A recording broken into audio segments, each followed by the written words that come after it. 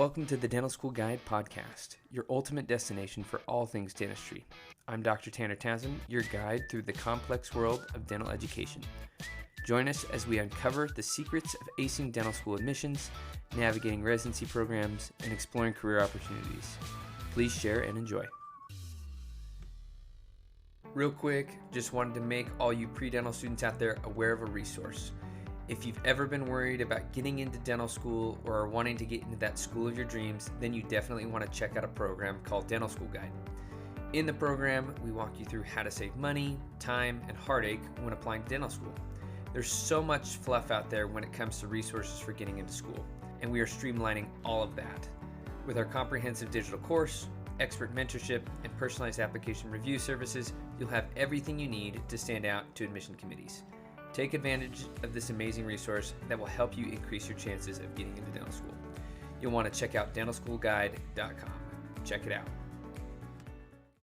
Welcome back to the Dental School Guide podcast. I'm your host, Dr. Tanner Townsend, and today we have Victoria and John with us from UNLV School of Dentistry. How are you guys doing today? Really now, actually, yeah. So we're on mic right now. Yeah. So Nice. so this seems like here when these all are. It's still it's a little bit quiet right now. The weather's nice. It's a little breezy today, but it's not yet really hot. So Okay, I've got to ask, how hot is it currently out there in Vegas? yeah, it's about 80 today. Okay, Yeah, that's not bad. We hit low 90s the other day though, so that was like the Ooh. first kind of glare up. But that's supposed to go all for next week. We're gonna be in the high 80s, low 90s though. Like I would say we're probably not past us wearing. we're coming to summer after. Very nice. Very nice. I live in Montana, and so today I think it's like 75 outside. Yeah. And so for Montana, this That's is great. great. Yeah. So, but I'm still in a sweatshirt, of course. I don't know why I wore a sweatshirt this morning. Probably because it was like 30 this morning. I mean, in Vegas, 75 is like your weather. Yeah. Yeah, I think people still, right? That is awesome. Well, give us a little bit more background about the both of you. Tell us who you are and how you kind of ended up at UNLV. Yeah, go first. Well, I'm Victoria. I'm the director of admissions here. I'm originally from New York. I went to Stony Brook University. I did my undergraduate and my graduate degrees there. Did some degree for history and for Spanish, and then I went back to school to do higher education, and then I got into advising as a graduate student. They're like pre-med, pre-dental, and then came out to Vegas, started working in advising. I've been advising for 10 years, and then I landed a position here at UNLV for admissions, so it's been great ever Very since. nice. We've been very happy to have her actually. It's really helps us out. So Victoria kind of oversees all of the kind of staff component of the admissions process. And actually, because her background in academic advising is really great for us because she can dole out that academic philosophy as well to applicants. So it's a really neat environment. So we're very happy to have her. I'm Dr. John Lova. I'm a faculty member here in the Biomedical Sciences Department. I'm not a dentist, but I have my PhD. So I do more Very biology. nice. So I started out, I have a bachelor's degree in physiological science from the University of Bristol in the UK. So I went to college in the UK. And I did my PhD at the Cardiff University School of Dentistry, also in the UK. So I worked on titanium dental implants and how they also integrate into bone and diabetic bone and differences between those two types of bone. I then did a postdoc there at Clark University State Dental School. I worked on difficult biologies and materials for like pulp capping, the behavior of dental bulb cells, that kind of thing. And then I moved back to the US in about 2012 to Rice University, where I did another postdoc, working on, again, internal materials related, synthetic peptide with dental materials kind of thing. And so those were again sort of pulp regenerative materials, stuff like that. And then I moved up to the University of Utah, where I was a faculty member at their School of Dentistry for a number of years. And then in 2019, I came down here to Las Vegas. People in the Biomedical Sciences Department, also the chair of the admissions committee, which is why you're talking to me most directly, and I also kind of run the student research opportunities here as well. Man, you guys are quite the tag team. You guys have two killer resumes. Well, That's a powerhouse over there. We try our best. That's what brings us through though, from high school to kind of does. We're talking about is there's like a lot Yeah. of story.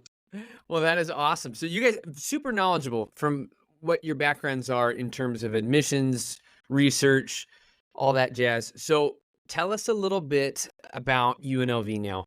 And we'll kind of talk for the next few minutes about UNLV specifically. What makes UNLV so unique? So I might kind of direct questions at individually to one of you. That way you guys aren't having to look at each other of who's going to answer all the time. But Victoria, tell us what makes UNLV unique in your eyes as opposed to other schools you've come in contact with and worked at. I think our clinical experience is really great. We do start our clinical experience in our 7th year. So a lot of programs will be the 3rd year and they're only getting 2 years. We're getting a full 3 years of clinical experience. I think that's really, really important. A lot of students want to come here because of that clinical experience. We don't also have a whole lot of postdoctoral programs for residencies. So a lot of our DMD students will have access to do some complex procedures. So a whole lot of oral surgery, a whole lot of endo in our clinic. We have about 70,000 patients a year that we treat. So we're Whoa. right in the heart of Las Vegas. We do serve a large portion of the underserved part of Las Vegas because we can offer prestigious outdoor purchase costs. So anyone who doesn't have like insurance, or we can do it at like a cheaper rate. We do attract a lot of patients here. You don't have to worry about like getting patients in chair. We're normally booked out. I want to say like 3 months out of leave right now. So Man. we have a constant flow of patients and a very diverse patient flow as well. And we're right in the middle of the city, so Right. people can get here. Even if they don't have access to a car regularly or whatever, then they can get here pretty easily. So that is a big part of Very it, much. honestly. That's a huge part of it. So you had mentioned the residency programs or postdoctoral programs. What postdoctoral programs do you guys have? You said you had a few. Yeah, so we do have one in ortho. So we have one where you can get a master's in science and oral biology. Yep. And then we have a PhD option with that ortho program as well. We have a PEACE program, so you can get a certificate of achievement in pediatric dentistry. We have a GPR. And we also have what's new is advanced graduate certificate in dental public health. So you have to have an MPH first before going that route. But if you're really interested in working in outreach and public health, that would be a good fit for someone who's really wanted to pursue. We also offer a dual UND Yes. master of public health degree as well as an MBA. We have 2 So- dual degree programs as well. So you can get those while you're In dental. going to dental school? Okay. What does that kind of entail? Like, is it extra classes? Is it Yeah. extra It's coursework? basically What is it? It's basically 9 classes, 7 day campus, right? So those 2 Oh, gotcha. programs, they run the classes to people work, right? And do their MBA, do their MBHs. So basically, yeah, and there's It's a hybrid, it's a hotline. So it's pretty accessible. yeah. And they Oh, have nice. advisors in those departments who are used to working with the dental students. There's a handful every year. We do one or the other. And they basically sit down and say, okay, you got like 2 to 3 years. They usually don't start till the end of the second from the with our 3rd year. And they say each year's, the cost you by the state. So like you're at the time you're not allowed to take them. So this is what your schedule now is later. Nice. That's very cool. And you guys had mentioned that you have about 70,000. Is that what you said? New patients or Right patients there. that you guys see? Yeah. Man, that is a huge number. So how do you guys go about screening all those patients and getting all the patients so that the students get the people they need to graduate and stuff like that? So that is a challenge, honestly, right? And our Yeah. bigger challenge here, to be totally frank with you, is often faculty coverage for attendings. Like at Totally. basically every dental school, right? Like getting your Yeah. faculty bodies in the clinic to actually cover all the chairs. That's instead of actually getting the patient flow, right? So 2 ways Mhm. really that patients would come onto your roster as a dental student. One is through our screening clinics. We have a whole area like many schools do, a whole clinic dedicated to, right? New patients, you say actually bring them in, you do the x-ray, you do the comprehensive exam, you kind of assess all the needs, and you like a rough kind of treatment plan, like this is what we're going to get done with this patient. And then for more advanced cases, getting lights to refer to if our dental students can't help them, but often then they'll get put in the pool. They often go into what's called the hygiene pool, right? So Yeah. very often, as you might remember from dental school, right? It's like they get patients walking, you're like, gosh, there's a lot of buildings, there's a lot of area up here, but first we have to get your teeth cleaned, right? So they end up in that hygiene pool. We do have a number of staff hygienists who help out with that. Also, sad to hear students often wanting to get those competencies done for like SRVs and for the cleanings and things like that. Well, so we get them all cleaned up, and then they'll enter the general patient pool. They'll get assigned to, depending on the level of their needs, to like assigned to an upperclassmen or perhaps a lower classman, and that patient can stay with them. Throughout the course of their kind of training here. The other source, of course, is our emergency clinic. So we run an emergency clinic here every day, especially on Fridays. It's very busy on Fridays, as we know that Yeah. the dental emergency is always on a Friday. So that is It's always on a payday too. If you 100%, yeah. yeah.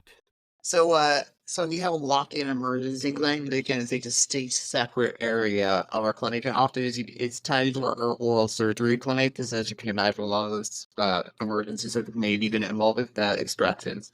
So we see a number of patients there. So if you're as a student, if you know at least you could cancel, you know the patient, whatever. The ambition student can go kind of sniff around the emergency clinic and see what's going on, and they can pick up patients that way. We have also operated a couple of Saturday clinics here that are volunteer based. So there's a veterans clinic that we see veterans basically. And there's also a women's clinic that we see women from the local shelters that they come here to commit Saturdays. And that was about once a month. Sunday. And all the homeless clinic, it's all, yes. Well, And those operate on Saturday. You can pick up patients from there. So in other words, people walk in, they come to the free clinic, they need more work. You can like assign them to your patient pool from there. You can also use those patients for competencies that you need to get done. So whatever procedures you perform in those clinics, they count towards either like the number you need to challenge, or you can even challenge on those. So those are kind of Dang. the main routes that one might get patients. So excited. wow, it does not sound like patients are a challenging thing for you guys at all. That is a great problem to have. Yeah. So It's the demographics of the state, honestly. There's nothing like in Nevada, and 80% of them are right here in the Las Vegas. In Vegas. So we've done all. that's great. So in terms of, you had mentioned and alluded to faculty, and that's the problem at every single dental school, is just getting enough faculty to cover all these patients and all the students that want to do the work. In terms of faculty, do you have a bunch of part-time guys that are local in the community that come and help, as well as the full-time ones that are there every day? Yes, we do. Yeah. So we will have a number of people, especially the specialists. Like, we do Mhm. have a full-time oral surgeon. We've got a number of other oral surgeons who are here to 2 days a week. We have for the orthodontics residency, so you have Margaret full-time orthodontics faculty, a couple of periodontists, and then another couple of part-timers there. So, and then even in general clinic, we do have Not work on the side. They retire and want to work on the For side. sure. Just did a lot of them too. That's great. All right, now after the student goes on and graduates from dental school, or is kind of in their 4th year and they're deciding whether to pursue a residency program or to go out and join a practice or start their own practice, what resources do you guys have for those students, whether they're pursuing the residency route or pursuing the private practice route, to help get them ready? Well, we sort of encourage them during the kind of beginning of the 3rd year, right? That's when the real discussion happens. Because as you Yeah. remember, right, it's like 3rd years when you gotta, for the most part, make those decisions. Because a lot of the Mhm. specialties are going to be that first deadline and kind of in the spring, DS3, or you can make your move. So, Yeah. we do pretty well with things like ortho. So I know our ortho clinic, they don't mind if D&D students want to actually go kind of hang out there and assist the residents. The residents don't mind, more the faculty who run the list of work online. So if a student is, for example, interested in ortho, I'm always telling them like, hey, just go hang out down there, see if you can assist, see if you can get the experience, see if you can get some face time with those guys. I happen at other schools where that is like not very welcome, right? The Uh-huh. residents do not want the under but pre-op for all students, and they're here. It's like people follow, and the same is true with RPs or SST. Yeah. So, although we do have those 2 specialties, there are opportunities for dental students to get in there, get involved, express an interest in that way. Otherwise, it's pretty much the standard, like, find a mentor. So if you're interested in perio, we tell the students, like, find one of our periodontists and, like, attach yourself to them and say, Yeah. everything that comes into this clinic, I will just, for bingo, we have the full ego root camp, which is like that sort of, root camp, right? We have it's an optional program. It's a selective actually, so you have to apply and be accepted into it. But they do a number of advanced procedures there with the whole part in the office. So they start off in like kind of a sim lab with some extra in stuff, and then they get opportunities to like do root canals and stuff in our endo clinic. Wow, So that's great. the specialties here. We also try to get advising. We do like practice interviews. We'll do like personal statements, editing, and all that kind of stuff. So there are a number of resources available to our students as they approach that kind of period for specialization. That's excellent. I don't think there's tons of schools that have a plethora of resources to prepare them for those kind of things, whether it's the business side of things or whether it's just attaching yourself to a faculty member to get you to residency or to get you more exposure. So that's excellent. In terms of that fourth year, and it could be in your third year as well, a lot of schools have external rotations or externships to outside the dental school where they'll be under supervision of someone. What does that look like at UNLV? Do you guys have those programs, and how many weeks are students able to go out, and are they able to pick their sites? They are because they're mostly gonna be, especially for so a lot of externships we do oral surgery and dental anesthesia. Those but they mostly be taken far away because around here in the West, right? We do not have a single dental anesthesia program out here in the West. They're all like Yeah, New York, they're all New York, Ohio, yeah. Toronto, Scotland, right? So they're all back east. Oral surgery places like you're gonna go wherever somebody writing back, honestly. And we also don't have a program here. So what those seed students can use their spring break if they do a week in the spring. And our schedule basically is on trimesters here. Okay, so we have a spring, a summer, and then a fall like trimester. And between each of those there's 3 weeks off. So there's like right now on that break I mentioned, we're not Yeah. break between spring and summer semesters or trimester. So there's 3 weeks off right now. There are a number of students in their third year who are currently off doing externships during those 3 weeks off, which gets you my blood 10 minutes time to do it. Spring break is usually in March, and that's a week.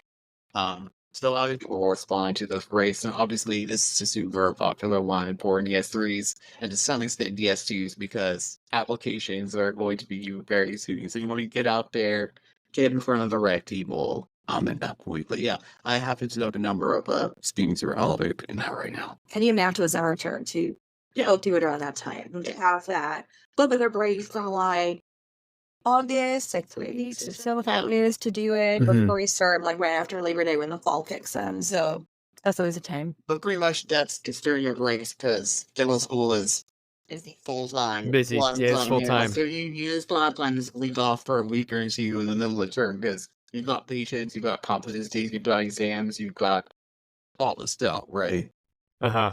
Yeah, there's zero way to escape. I don't we had a couple students in my school that would escape for a couple days. I'm like, I don't even know how you're doing that for a couple days. Yeah. I mean, you fall behind so fast. So, well, that's great. So in terms of other aspects of UNLV, what are some other things that you guys feel, if you were a pre-dental student, that you would want to know about UNLV? A big draw is always the research is a big draw. I do a lot of questions about that when I do recruitment events and our community outreach opportunities. So besides what Dr. Colombo mentioned with the clinics that we run, the homeless, we run the children's clinic is usually throughout the league too if you want to work with children. The women's clinic and then the Farron's clinic, which is for veterans. We also do RAM, which is remote area medical. So we have about 2 days where we go out into like Perham and kind of work in those little communities we take on as well. And then we do like other things like through the Fort County School District, we'll teach children how to like brush their teeth and proper hygiene and how to floss. And we work with a lot of schools that are in like Title I areas, so very underserved communities.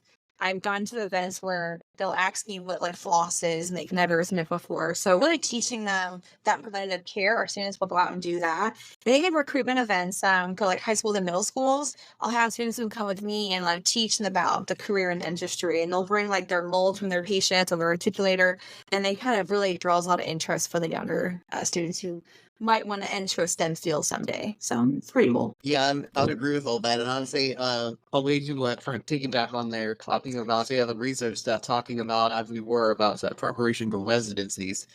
Me operate, in fact, I'm the director of our research elective. So in the summer, between their first and second year, which so just about to start now for our DS1s, basically. They have the opportunity to take a research elective program, and what that looks like is I produce by asking all the faculty members here in both the biomedical sciences department and our clinical sciences department for projects, basically. So they give me a project, they give me a description, so it could be like a material state project, if we age this composite, how much does it change color, right? Or if we cure a certain way, how does it alter its structural properties? And they'll like test that. There are all the cell biology kind of projects and microbiology projects. So there's a whole gamut of these things. I produce a list and I distribute that to the students, basically. I then have a kind of mini matching process to where I give them out a form and they can pick their top 5 preferences and then try to arrange everyone to get a project that at least they've expressed some kind of interest in and kind of build them out that way. And then that project is the mentor project. They then go over the summer semester and find the person who put the project forward and then like work with them on that project. They get about 3 half days a week distributed throughout the schedule in order to actually go to the lab or go meet with them and work on that project. And so the whole goal of that is to get them an abstract from that work to be able to go to the AADOZR or the IADR, which are big dental research conferences. So this year, we sent 20 of our students to the meeting in New Orleans, the meeting of the IADR, and they also played the poster, a couple of the oral presentations there. And that anymore for residencies is becoming like a really big kind of chimp mark to do. So like, well, I did research, I did an abstract to a conference, and also there's a 4-credit class, so there's a 1-credit class, a 1-credit hour class. So it goes on and transfer the elective, basically. So all that kind of geared to prepare you for residency, or maybe you're just interested in pursuing something more broadly. That's just really kind of get you a start to doing that. But we can facilitate all that. I think that's one strength of our TU program. Yeah, I'd definitely say so. I mean, that's an awesome opportunity to have those students go and participate in those conferences for sure. Those are big conferences. In terms of, now let's change gears here a little bit. Let's talk about the admissions side.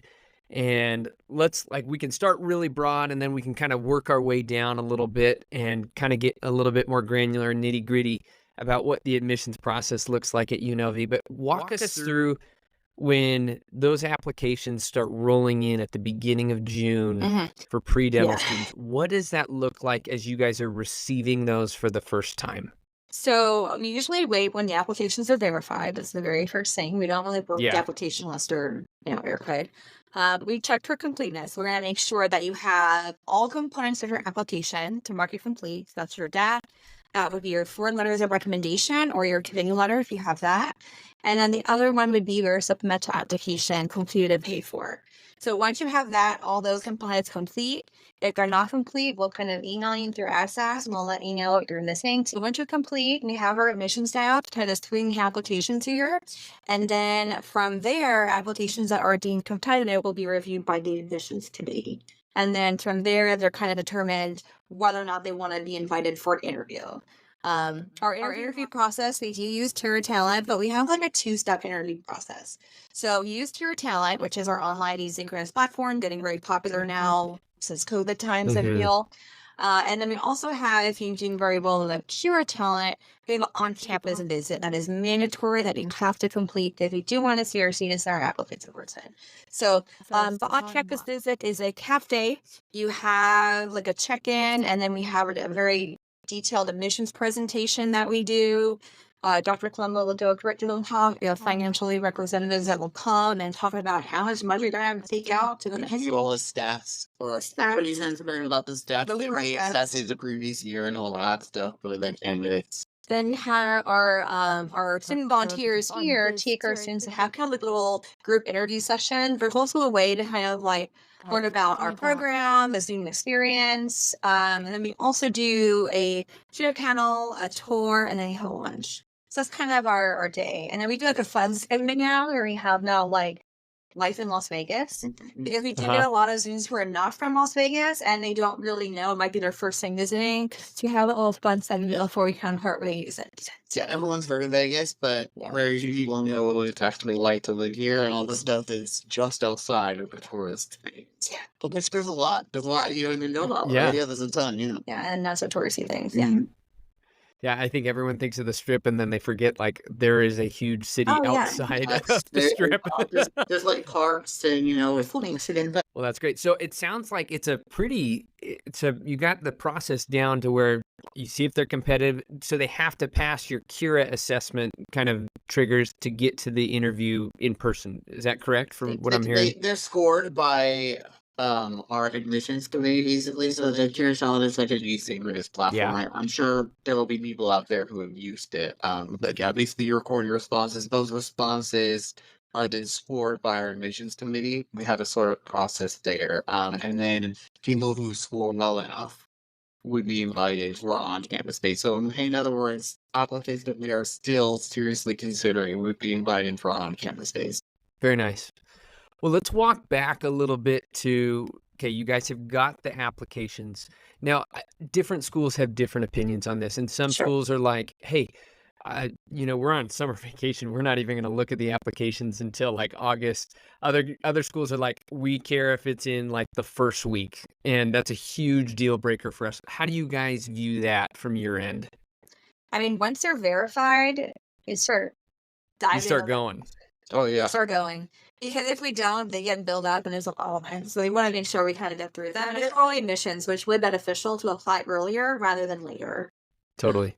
So yeah, let me disclaimer first of all. Anything you say, Yeah. I will think that admissions processes can vary Oh, they totally do. between schools. So as long as the UNLV way, there's gonna be schools that do it very much like this. There's gonna be schools that just do it like however they do it, right? So but I would say yeah, we are very we have it right in there. So these have our changeover of any new committee members around about the 1st of July.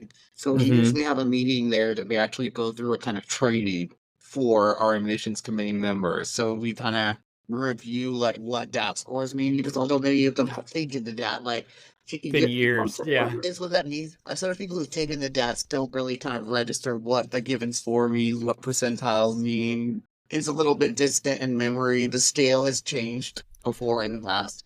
We talked about GPA. We talked about other things and qualities that we're looking for. We kind of review the whole process, so committee members are not involved in every step of the process. Obviously, that's a lot is administrative, but wanted to be familiar with what's going on with that. And so we get them ready to go. So we just start shoving basically sheer talent interviews at them right away. So that's our first Nice. wave is like July time, really, like mid to late July, and then go from there. Study count like in August. Now, And our interviews can go anywhere from September to February, even March last year. So kind of push it to March. We got time to stir up February. yeah. Oh, that's great. For the post December, and I say post December, like so December 13th is Yep. is the day this year, right? So. We know kind of how it's going to go up to that point. Because we've made no offers and we've got Yeah. we've got nobody seats yet. But then things will start to vary in that post December because sometimes you get like a bunch of seats filled off the first or maybe second round. Sometimes you're going further, and it depends on the year because of the rate of chaos of the universe, right? Like that's Oh, yeah. yeah. Year to year, it's just so different. I like from just talking to different schools that it could vary so much. For sure. So at UNLV, I love how you guys said like, hey, and we want to know what it's like specifically at UNLV because, like you said, it's different at every single school. Yeah. So at UNLV, how do you guys determine a competitive applicant? Like, what are some of your guys' criteria that, like, hey, they have got to have this in order to kind of move to that next round? Well, we do have minimum scores. So for it overall, you have to have at least a 2.7 to even get pushed into Considered. the process. Yeah, or else we just kind of cut. If We're we're gonna- lower 2 Yeah. then it's Yeah. kind of cut. For science, we have it at a 2.5, and then for the dad, nothing under it's So if Is that for like any section or is for that any for the section. overall? Session, not the Android. Nice. Competitive applications is a different story. Yeah, so that's kind of broad, obviously. Yeah, that's a Well, super broad. Like, yeah, so that would say, like, if you're just on the borderline of that, you're probably not very likely to get an offer. That's still, you're not thrown out of the pool at this phase. So I want to just kind of put that out there and say, like, yeah. those are way below our average admitted tests of requirement. Better go. The competitive, you're going to be talking about like a 3.5 or higher in your science and your overall, and then like 20s across the board. That would be considered a competitive application. And there's definitely not a high standard for it as a pool if you do get a ton of out-of-state applicants, and Yeah. parents aren't about it. Yeah, I don't know if you want to talk about this now, but this is the common game, right? Just the in-state, out-of-state, private totally. school shell game, basically, right? So the biggest problem I would say that individuals have with their applications, but us, and I was on a mission to University of Utah, same deal up there, right? Same deal down in Texas, like, same deal, is that they do not apply strategically, right? So they can Yeah. stats, you've got non-competitive stats, so you kind of know, and you might just be, oh, okay, I'm gonna shoot my shot. Don't just shoot your shot, like, talk to somebody, don't just do that, it's a waste of everyone's time and money, like, don't do it, but they kind of know that the stats are competitive, but there are some people who have competitive stats for one place, and not so much for others, and oftentimes it comes down to the distribution of where they live, where they're resident of, Mhm. and where they send their application to. So, us here in Nevada, you try to take between half and 70% of in-state applicants, basically, or people who have significant ties to Nevada. We define those as being like, think about like that. If you're a relative who's resident in the state or who has attended our dental school, right? So you can be considered in that pool, either a Nevada tie or a Nevada resident, having graduated from Nevada high school is kind of typical way that you get to be a Nevada resident there, considered that pool. Obviously, and this when you took up any state university like UNLV, you have your best shot at your in-state school because a lot of Totally. schools are trying to take mostly or at least half in-state applicants, and so they will consider you even if your like kind of grades are not quite as competitive as like what say like I'm in Michigan or MSC or something like that is a private school that's very competitive, Columbia or something is taking, right? And it's also a shallower pool in other words, right? So there's fewer Mhm. applicants for more seats in that case, right? If you're an out-of-state applicant, that means everyone across the whole of the United States and Canada who wants to get into dental schools are in our theoretical pools. So they're like, well, cool, I can hypothetically live in Nevada, I'm going to toss an application in there. Yeah. Those stats tend to be very high, right? Because you're Mhm. talking about the whole pool from across the country. There's a lot of people who do really well in the DAT. There's a lot of people who've got really high GPAs who also want to come into dental school, right? So if you're being considered as an out-of-state applicant, that's pretty tricky if you don't have very competitive stats, right? So your best bet is always your in-state school. Out-of-state schools, if you're kind of stuck applying to out-of-state schools, you either don't have a school or you think you're not paying it into your in-state school, right? Like, you gotta have better stats. Private schools kind of do whatever they're gonna do. I wish I could give you more insight there, but they kind of have their own criteria. Yeah. Right. So some of the budgets actually got like a pretty good like shot at depending on how competitive their match is or what they're looking for. Some of them, of course, are going to be a lot more competitive. The best guidelines, the average admitted stats from the previous couple of years that they've been access to those. 100% agree with you. In terms of, like you said, your best shot is with like your in-state school, but some schools don't have like some of those Western states, like those witchy states. Yeah. That I know. like For sure. Idaho, Montana. Oh, yeah. Mm-hmm. Like a lot of the Western schools, as you know, accept extra students. Is UNLV one of those schools that's like, hey, we're going to preferentially grab some of these schools from those witchy or students from those witchy states, or you're like, you know what, I'll grab anyone from New England area to Florida? I mean, geographically, you do get a lot of people from California, Utah, Idaho, Arizona, and those mountain states. But we don't have like a preference to like which state, for example. I mean, Yeah. if we say 70% Nevada ties and Nevada residents, it's really a pretty good percentage to like And I mean, that's the key point right there is Nevada ties, right? Like, I would say Yeah. you are more, if you're geographically in this area, you're probably more likely to have a To have a Nevada Nevada tie. So that will include if you've ever passed any time here, and you even attended like 1 or 2 years of college here in the state. So, of course, if you're like across the border at one of for the university or like a state of geographical region, and probably more like the honest at the time of that. Yeah, it's pretty much me. In terms of our true honesty pool, that's like we don't necessarily say like, oh, these are students from witchy states, that kind of thing. Hmm. We might see though that like if there's a very, very competitive applicant and you see they're from like Wyoming or New Mexico or somewhere Idaho, we might be like, well, look, it's not that far from home, although they're gonna have to leave home alone in their own state. So we might give a bid for that student because we feel like, oh, they might be a good fit here. Let's invite them out, see what they have to say for result. So that can Very play into a nice. little bit, but we don't have like sort of a silent and plain share among those witchy states out there. Is Very it one of nice. the seeking down in the Nevada ties? I mean, we have a ton of people who come up with a With a verifiable tie to Nevada. very nice, very nice.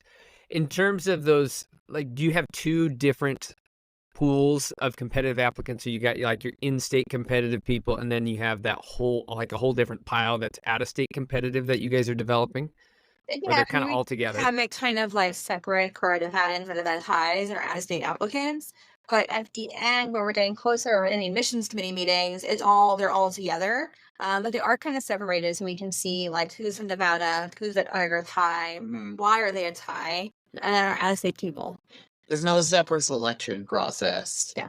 Like you will all Gotcha. presented to the admissions committee, roughly categorized into those three pools.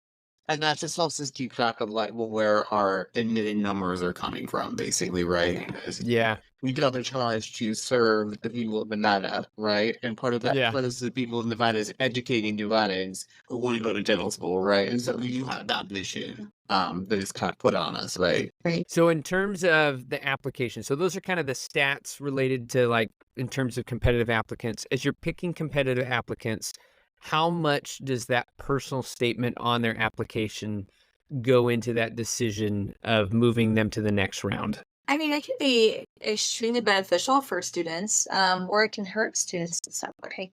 I would say in most cases, you've learned a lot about their personal narrative, where they're from, and sometimes like here's this really diversity in the been helpful, like having been homeless, like did they have to work through college, have to take care of the family. So different things that they go through, and they still kind of manage to get those grades and do very well, say on the application, especially for the admissions day. So I'm gonna say this is probably a lot today, but the answer is it depends, kind of. Oh, totally. Yeah.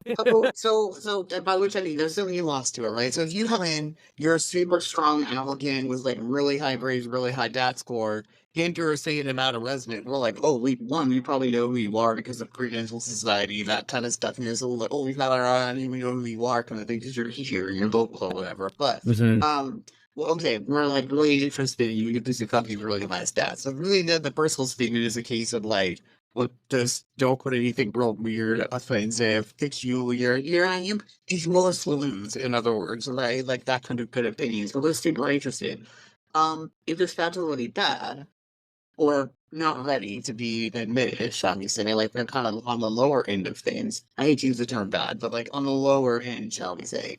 Like, even if you have a really good personal statement, I like to go and, I just got so many concerns about whether or not they're going to be able to kind of keep up when it's here. And if the worst they had to be is somebody, let them in the jail school if I don't think that they're ready to be here, right? 'Cause it's super Yeah. expensive, it's super stressful, we don't really even know for whom that personal statement is really critical. Is when they're kind of in that liminal zone, right? We're kind of like, yeah, they Yeah. can definitely be like successful here, but maybe they're very close to a few other people in terms of where their stats on. Stats are definitely not everything how we evaluate you. But man, this personal statement really just grabs me. There's just something about it. This person's experience, or it just seems so genuine, or this person like really is in love with like dentistry, can really appreciate it out really well in the written word, And I think a lot of that plays into state advocacy and the admissions committee. So here, it's definitely not like we're just taking anyone above a certain cutoff or whatever. Let's just fill the list that way.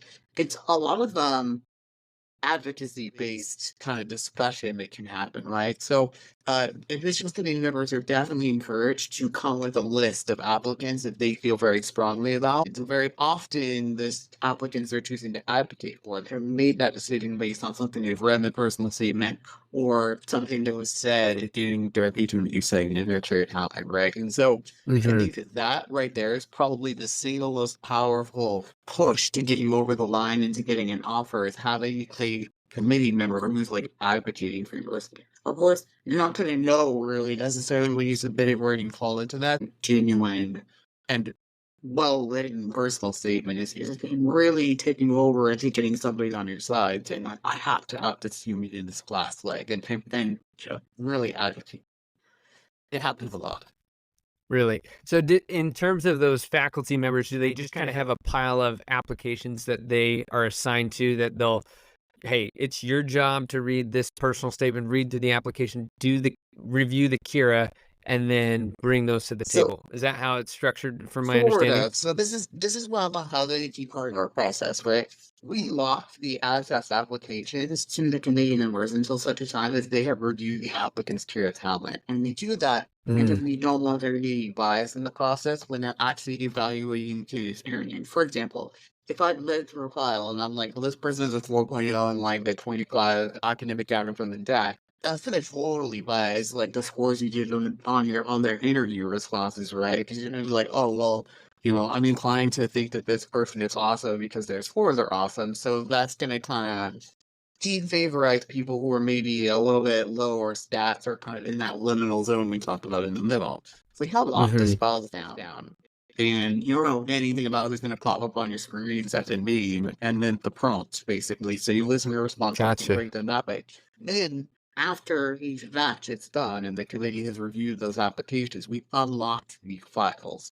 I also provide a mechanism for, if like a Google form, really, for committee members to just fill one out because they want to keep like a bookmark on a candidate or call I really like this response or whatever. So I encourage them to either use their own note-taking methods for I am or fill out the little Google form thing, and then we try to compile those lists of students that they've highlighted in that way to where the selection media that will add in a little bit of fun. So they're kind of assigned as that, but actually they're really getting the interviews cold, then you unlock the files where they can look to revamp it. Gotcha. If Okay. that makes sense. No, it totally makes sense. And so in terms of those Kira assessments, like you said, they are becoming super popular. And I think I think most of the schools I've talked to are trying to utilize it in some way, shape, or form. In terms of how much weight they put into it varies from school to school. To be totally frank, I prefer the in-person interviews, but there's no way we can come up with a faculty time, and that's always this rule. Because we take faculty out of clinic and teaching duties in order to do those interviews, and I mean, just hours and hours totally. of time. So that's why. I mean, I wish it could be otherwise, but in case anyone's wondering, that's why I tried to make explanations because we just don't have the faculty time to do it. Yeah, it's just so much more efficient to do those because you can get through them way quicker. For the student though, they're kind of awkward just because like you're talking just to a screen essentially. It's true. Which is what it is. And like you said, we would way prefer to have it in person if possible. I totally agree, but like, yeah. Trust me, we did know all kinds of rabbit holes about how much it costs per hour to keep it as just not producing, right? Yeah. But like, yeah, it's the best in society. You can't really avoid that. And the Kira 4 plugins we plenty of cover. Oh yeah. So in terms of those Kira assessments, what are some trends that you're seeing in good responses or good tips that you would advise pre-dental students as they're preparing for that? Because they're kind of tricky to prepare for. Yeah. I mean, in all honesty. Without you, I think the sounds can be a little really. I mean, the Kira talent responses can sometimes create applicants. Oh yeah, sure. totally. No question, right?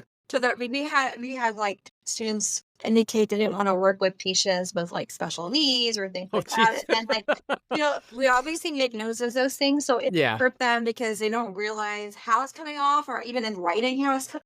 Yeah. So if you're in healthcare, the answer is you want to help all of your patients, right? Yeah.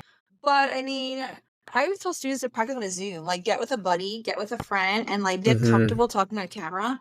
I feel like a lot of the Gen Z students are They have really good video content. And you're They do. Better, yeah, right? Like, I feel to the way I am, but and Z, they're really good on camera. I mean, I see a lot of ring lights. I would have this Yeah. professional play out. It's like, gosh, I have the Wow. podcast. The sound they'll sounder, yeah. Their sound creative. They know what they're doing with the video content. So they're kind of comfortable, but I recommend like get with a friend, go on Zoom and just like make up questions and practice. I mean, they need to draw upon like scenarios or maybe do you see shadowing and how you can incorporate that or things that happened to you for your college career and working in leadership roles or whatever type of responsibility you had is always to try to draw upon your previous experiences. So I know a few tips, boy. But listen, Rich, gotta keep it business attire. yes, that Oh, yeah. Girl, I know it's a well.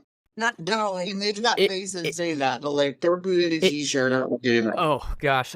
We just interviewed someone at our office yesterday for a position, and I was like, "Are you kidding me? Like, what happened to dressing up for an They don't. interview?" Yeah, so that's just it is the thing as if you're walking in, like Yeah. put on some kind of business attire or something, you know what I mean? The other one is like Tell you back. how you leave your bed because that's all we can see is there's like a big Yeah. bed in the background. Like all I can Super do distracting. There's a pop up like definitely like zoomed in and then like Victoria look at this that bed. I can't see anything like what's happening back there. Like, just pull the spread over it or whatever. Right? So those speaking. In terms of the responses, more people are getting more professional setups. You don't necessarily get that really high angle and stuff. The biggest tip I'd say is like, just be funny as it is to say, just be honest, just be genuine in your responses.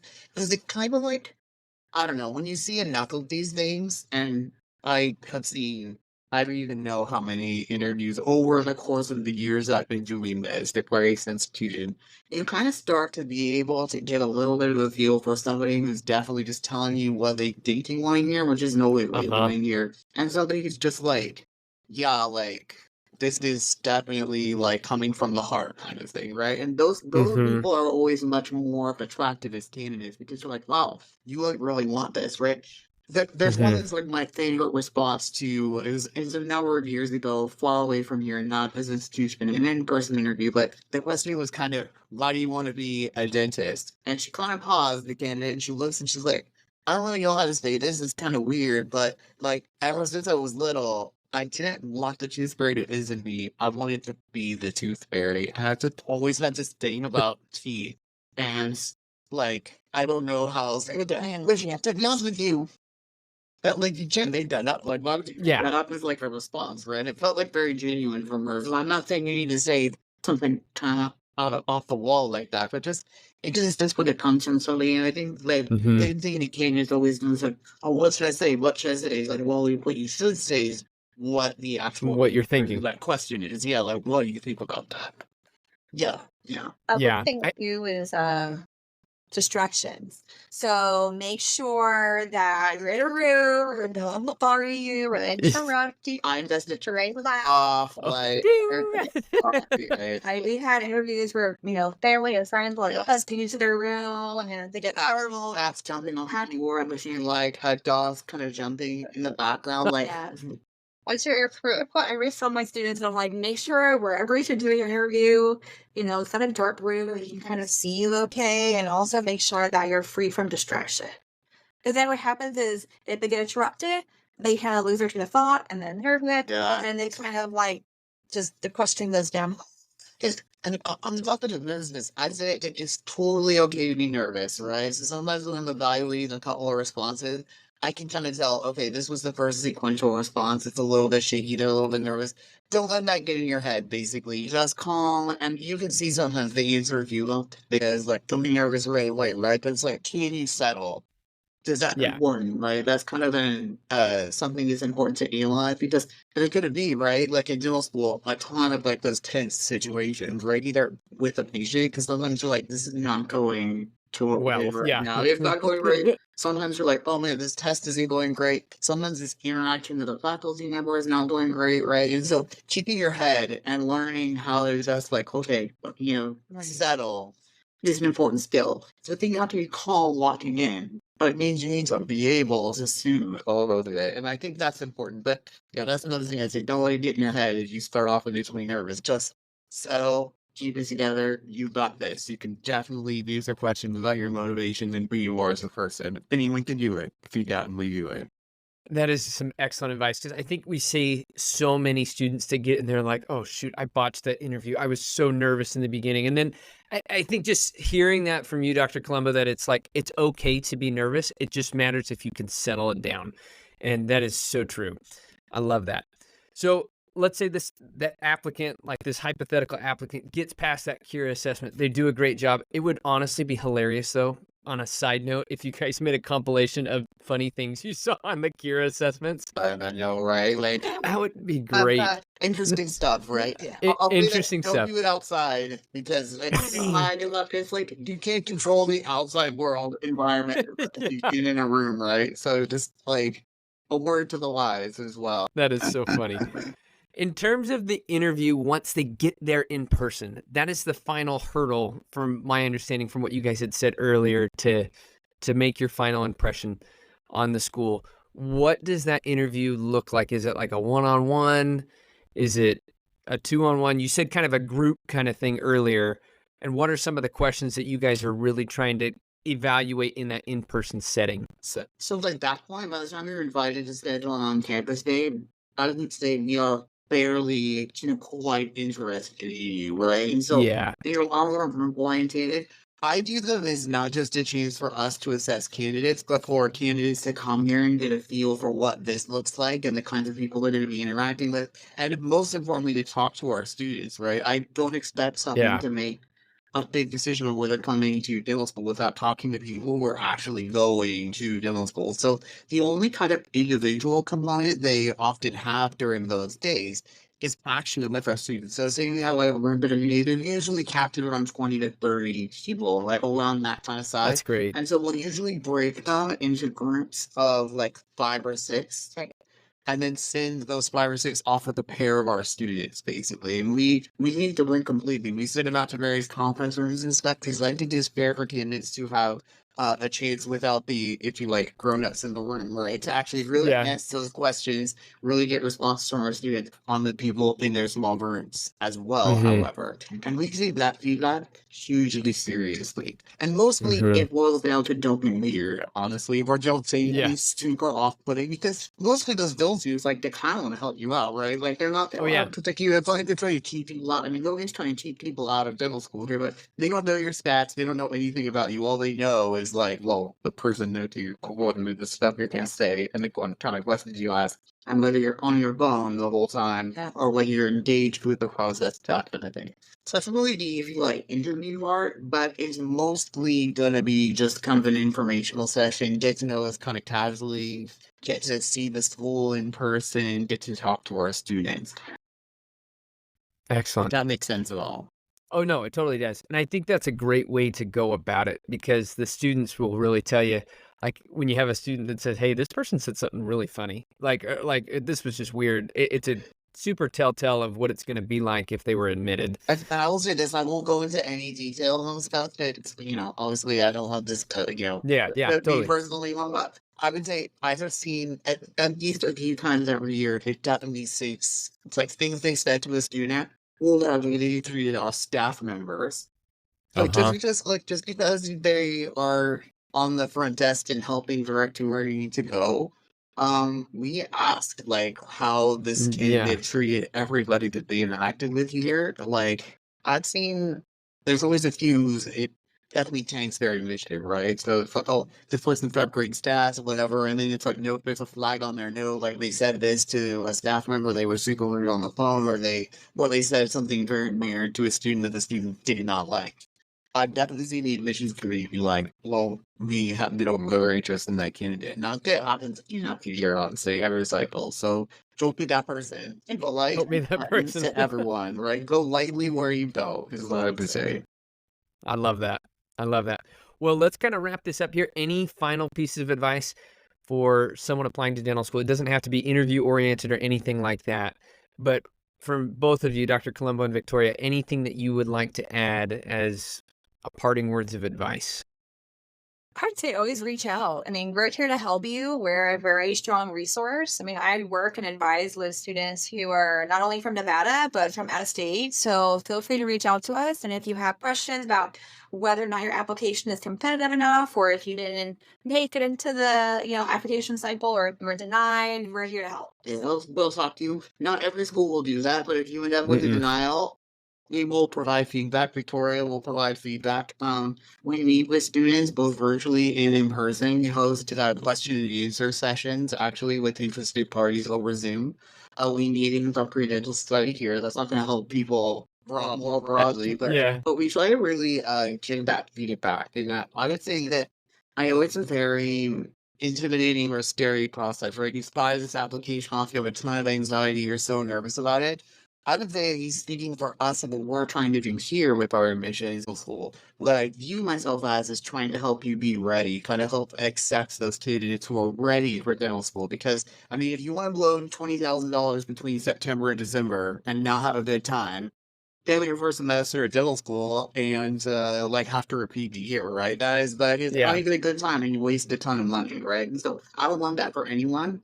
And so I view really applications not as good or bad necessarily into what works for us life to us. So if you're getting a mouth rating territory, we definitely want to talk to you and help you figure out some things to get ready. And sometimes those are simpler fixes, sometimes they're bigger, right? Sometimes they might be looking at hygiene school and looking at doing a master's, and sometimes it's just you just sit the down and get those numbers a little bit higher and just studying for the down more with that kind of but we're willing to get that feedback and that information. So yeah, that's always good. We're always happy to get that advice from comment.